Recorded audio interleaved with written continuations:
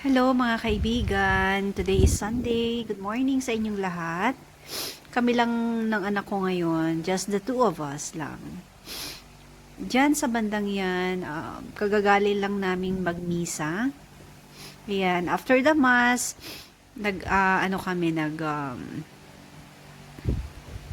breakfast kami dyan sa Labyrinth. Ayan. Yan, kinukuha ko na yung order namin. Dalawa lang kami mga kaibigan dahil yung asawa ko, meron siyang trabaho ngayon kahit Sunday. Ayan. Yan yung aking uh, OTTD. Breakfast with coffee. Ayan.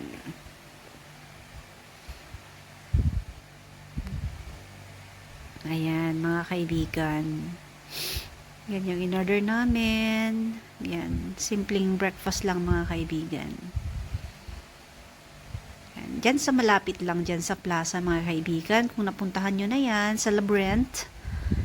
Yan. Mura lang din dyan mga kaibigan.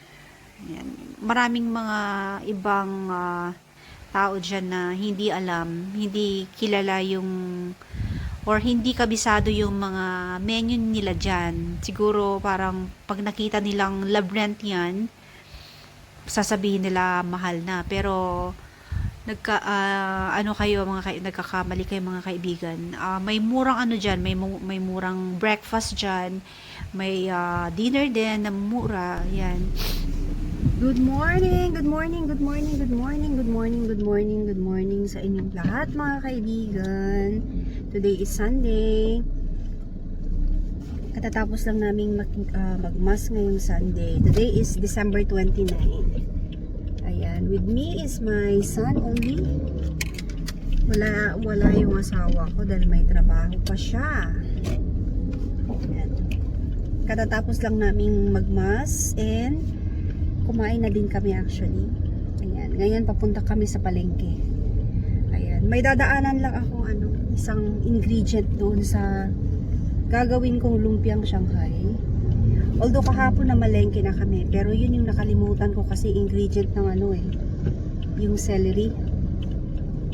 Ayan, kung wala yun, hindi balak ko sana gumawa ng lumpiang Shanghai na para lagay ko na lang sa freezer for our New Year. Ayan, kaya lang hindi ko na ituloy yun dahil walang isang ingredient. So, babalikan ko yung isang ingredient na yun para kompleto. Ayoko kasing gumawa ng dish na na hindi kompleto yung ingredients niya. Ayun. So, yun. Pupunta ako ng palengke para bilhin yun. And then after that, uwi na ako. Ayan. Uwi akong mag-isa mga kaibigan. Kasi may pupuntahan din yung anakis ko. Meron din siyang ibang lakad ba. Ayan. Dito na ako na. Sige. Okay. Babalikan ko kayo mga kaibigan. Hello mga kaibigan. Welcome back to my YouTube channel. This is Marcianos Laviana. Yan, kagagaling lang namin from palengke. Ayan, continuation ito ng ating vlog, mga kaibigan. Sunday ngayon, mga kaibigan. Mag-isa lang ako dito sa house. Ayan.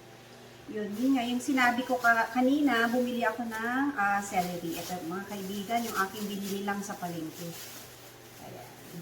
Ito gagamitin ko sa lumpiang Shanghai. Ayan. At saka bumili na rin ako ng tanglad. Medyo sinisipon pa rin ako. Tanglad for tinolang pampano. Ayan. I-try ko nga yung tinolang pampano na sinasabi ng kuya ko. Ayan.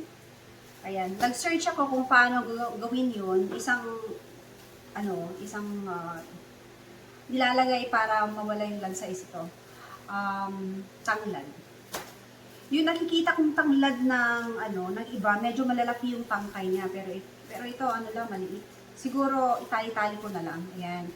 So yun na nga, this Sunday I'm going to to make the lumpiang Shanghai na for this coming 31st. Kasi this 31st kasi ng December, may duty pa ako mga kaibigan. So, gagawin ko na ngayon yung lumpiang Shanghai and then ilalagay ko sa freezer para pagdating ng 31, prito-prito na lang. Yun. Kasi by that time kasi may trabaho pa ako. So, overtime tayo mga kaibigan. So, isang kilong lumpiang Shanghai na yung gagawin ko. Kaya 2 tangkay ng ang binili ko. So, bumili din ako kahapon ng tawag dito, yung pambalot, lumpiang Shanghai. Akala ko nakaano ko na lahat eh. Nabili ko na lahat. Na nung mag-prepare na ako actually kahapon, nakalimutan ko yung ganito ko. Dapat sana binuksan ko muna yung lumpiang Shanghai ko na in-upload ko na video. Pag wala kasi, kapag hindi kasi kumpleto, hindi masarap mga kaibigan. Ayan. So, ayun. Ipe-prepare ko na yung mga kakailanganin sa lumpia. Pero ko pa, i-defrost ko pa yung giniling. Ayan. Ako, medyo matatagalan ito mga kaibigan. Ayan. Ayan. Lean pork. Ito, mga kaibigan, para wala nang taba-taba. Ay, pero matatagalan pa ito mga kaibigan kasi i-defrost ko pa. Ayan. So, ang kailangan dyan is ito. Yan, para mabango. Yan, red bell pepper. Alam nyo mga kaibigan, ang red bell pepper, yung 142 is 150. Ayan. Lalagyan natin ng sibuyas. Ang mahal ng red bell pepper ngayon mga kaibigan, kung plano nyo ano ba yung mga ginagamitan ng red bell pepper? Yun. So, bumili din ako ng carrots. Yan, carrots. Ayan. I-prepare ko na ito. Siguro gayat-gayatin ko na lang or yun lang mga kailangan sa lumpiang Shanghai. Kasi ang matagal kasi sa lumpiang Shanghai is yung yung pagbabalot talaga. Upo ka talaga para matapos mo ito. Pero sandali lang naman na yun kapag katuloy-tuloy na. Ayan, yung pagbabalot.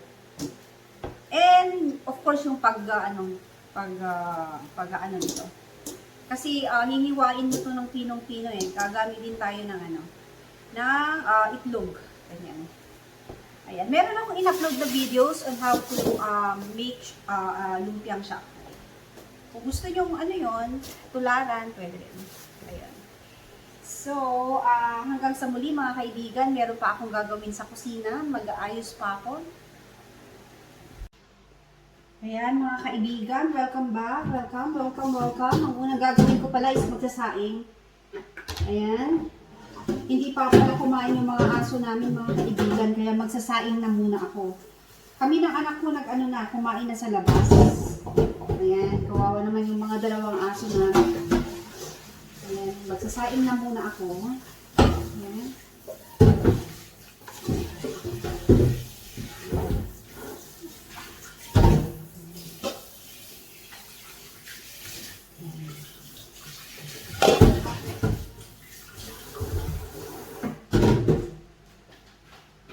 Alam niyo ba mga kaibigan, itong taon na to, hindi na ako mga kaibigan, parang walang Christmas spirit dito sa house. Kaya hindi ako nakapag decor, ganyan. Wait lang mga kaibigan, isasabihin ko muna. Ayan. Ayan. Ay.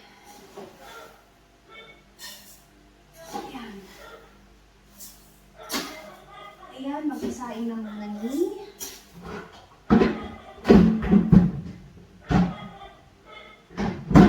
Ayan, kumakabol na yung mga aso namin mga kaibigan. Ibig sabihin, medyo, na sila. Kuha ko ng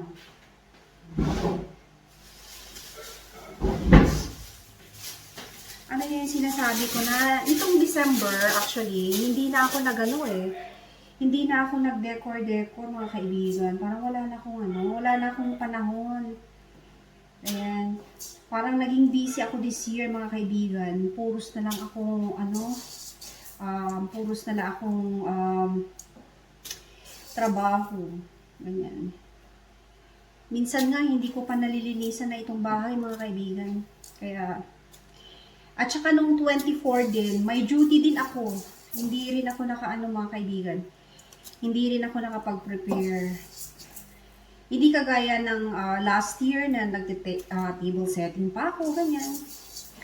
Ganito pala kapag busy-busy ka na talaga sa trabaho mo, mga kaibigan. Ayan. At saka marami tayong trabaho, mga kaibigan. Hindi kagaya last year na nakakaano pa ako. Nakakabili-bili pa ako ng additional na or ang tawag doon, parang mga additional na decoration, gano'n. Ngayon, hindi na. Patapos na ng taon, mga kaibigan. O bagong taon na naman. Panibagong hamon ng buhay na naman ito ngayon. Ayan, sana maging maganda lang ang ating New Year. 2025 na. Napaka bilis ng panahon, di ba, mga kaibigan?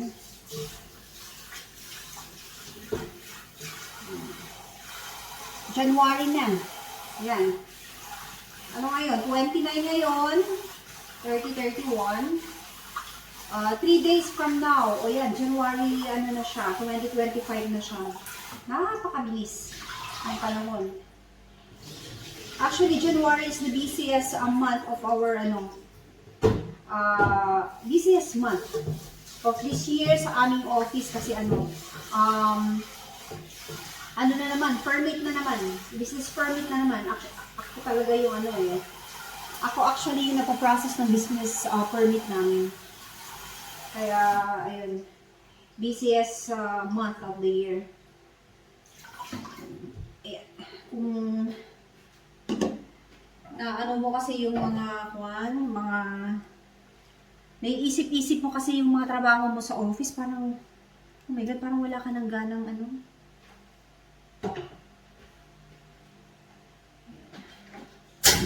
Ayan. Kapag saing na ako.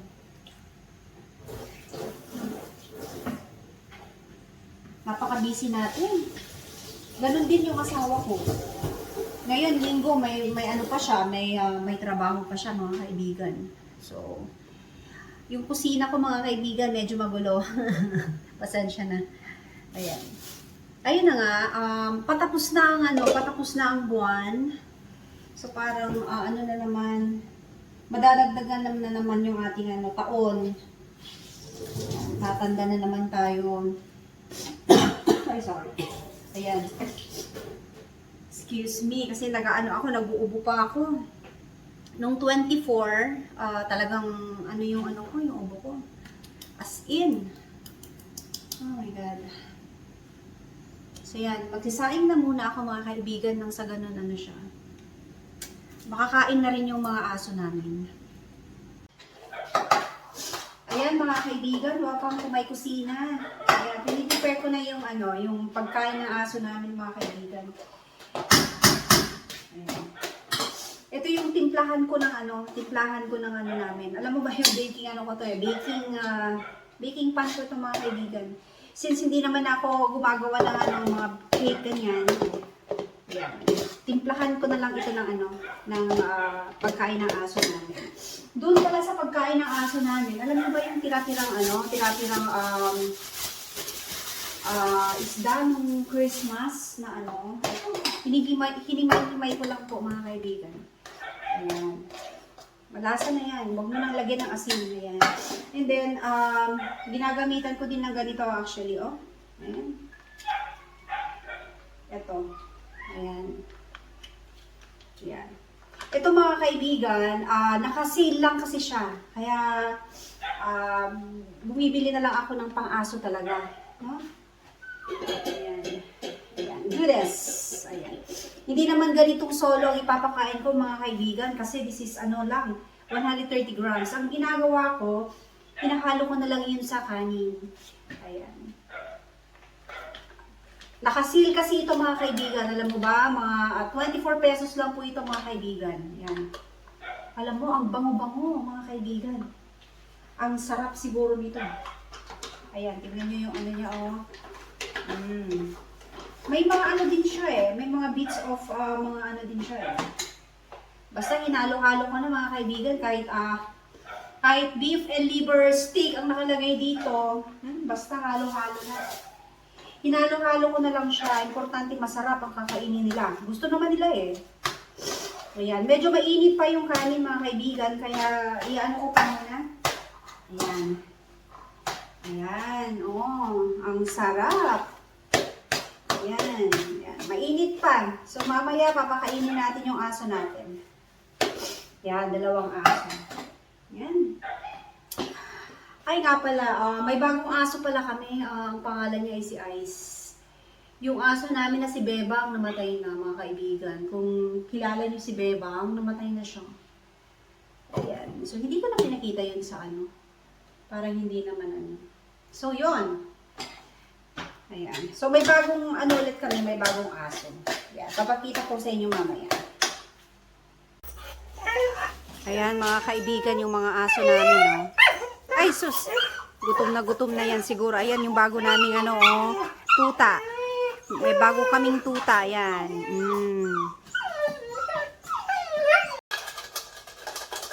Ayan mga kaibigan, ng mga aso namin. Ang taba ng isa, oh, ayan. Ayan, yan yung bago naming ano, oh. Laki ng tiyan niya, mga kaibigan. Ayan.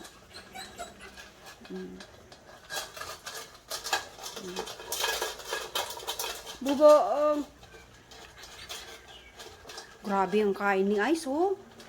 Grabe ito, ha. Ang takaw-takaw ni Ice.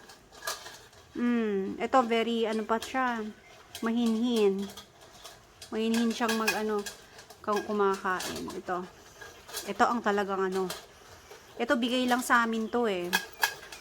Maliit pa yan dati, eh. Pero ngayon, Diyos ko, ang laki na. Parang hindi na yan tuta. Ilang buwan pa lang yan, mga kaibigan. Parang malaking aso siguro to mga kaibigan. Ayan. Yan si Bubong. Malaki ito. Malaki itong si Bubong. Ayan. Kapatid ni Bebang yan. Kaya lang namatay na si Bebang. Yan. Pasensya na mga kaibigan. Ito yung mga labahin namin. Ayan.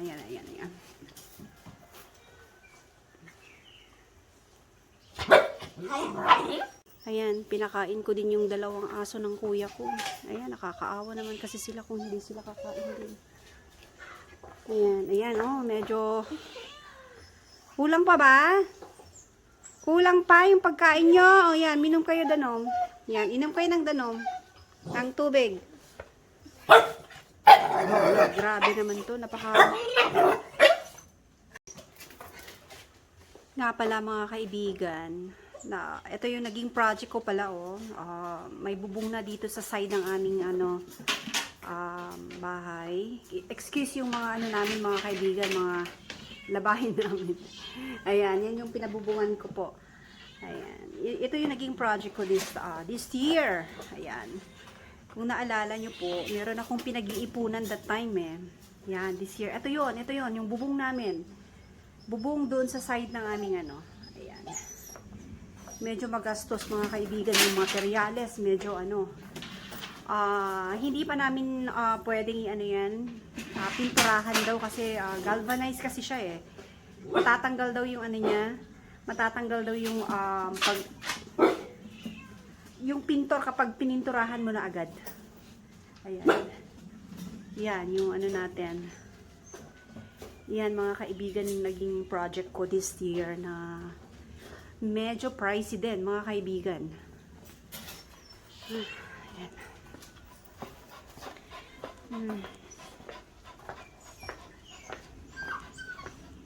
Saka ko na lang papinturahan pag mawala na yung galva ano niya yan mga kaibigan. Bubong nga lang medyo mahal na mga kaibigan. Ayan, parang extension lang ito ng ano, ng side ng aming bahay. Ayan, para at least, ayan, may kagandahan rin kapag ka umuulan. Yan, pwede naming sabitan yan ng mga ano, mga labahin namin. Kagaya ngayon. Ayan, pasensya na mga kaibigan kung medyo magulo pa. Medyo umulan kasi. Kaya dito namin isinampay yung mga ano namin, yung mga labahin namin yon. Naka-design actually yung lagayan na rin ng ano ng mga sampayan namin diyan. Yan. Pinalagyan namin siya ng ano. Yan, para in case na umuulan, ganyan. At least hindi na namin ano, poproblemahin na kung saan namin isasampay. Ganyan. Ayan, may mga poste-poste din siya na ganyan para at least ano namin yung ano niya. Ayan, yung next project namin this year siguro, this coming year siguro yung storage naman dun sa may ano niya. Sa may tabi nito. Ayan, mga kaibigan, yan na lang muna ang aking update. Ayan. Ayan mga kaibigan, napakain ko na yung aming aso ngayon. So, this time naman, tatrabahuin ko na itong lumpiang Shanghai. Yan. Nagayat-gayat ko na actually yung mga ingredients nito, ipaghahalu-haluin ko na lang siya.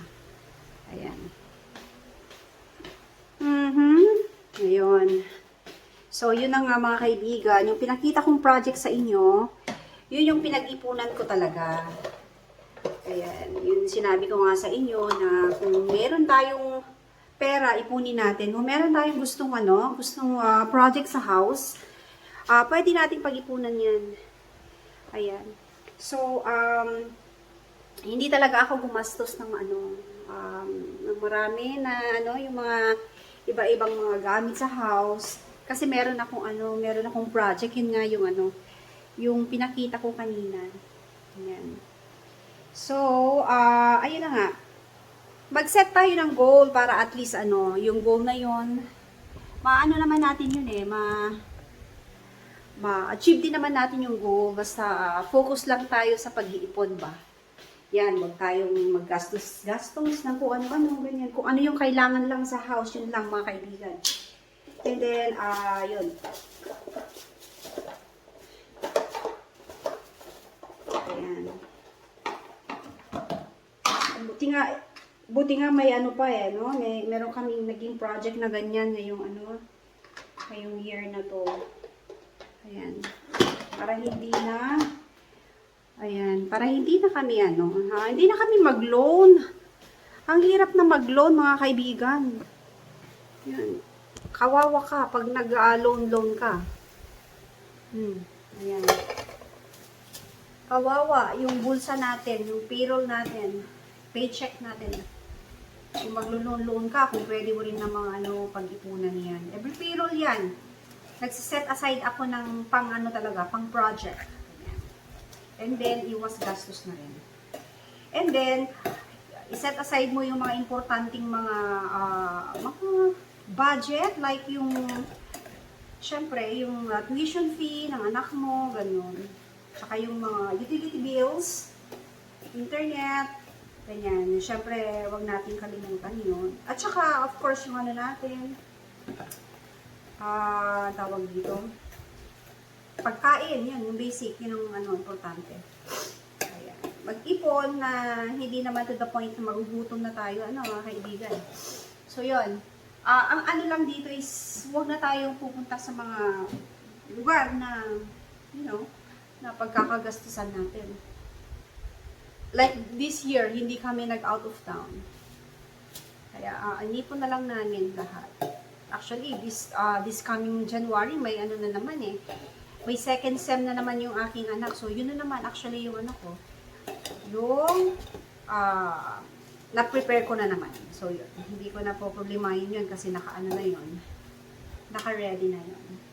So, hanggang doon na lang mga kaibigan kasi today is Sunday. Mag-isa lang ako mga kaibigan. Kaya naisipan kong mag-vlog. And, para naman, meron tayong vlog this year. Ngayon lang ako nag-vlog mga kaibigan. Sana mapanood niyo po ito.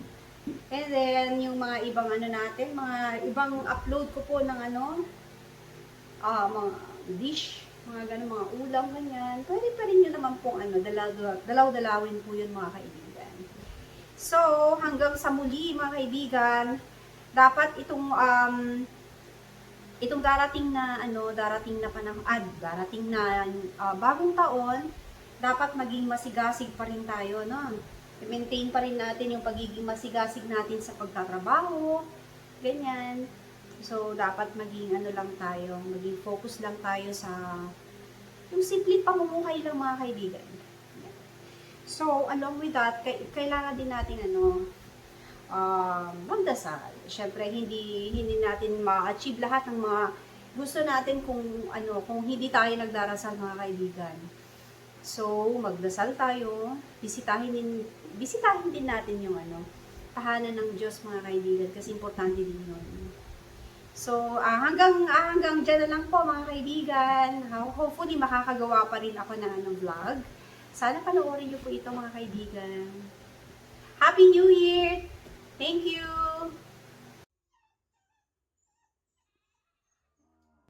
Ayan, ito pala mga kaibigan, yung time na ginagawa yung project ko. Ayan, medyo mahaba din, no? Ayan, blue din yung bubong or kulay ng bubong para uniform. So, yan yung ano niya. Ayan, magulo pa siya dyan mga kaibigan, excuse na lang. Ito na pala yung yung lumpiang Shanghai na ginawa ko. Ayan. I-chill ko na lang muna siya for an hour or two siguro para mag lahat yung lasa niyan before ko babalutin.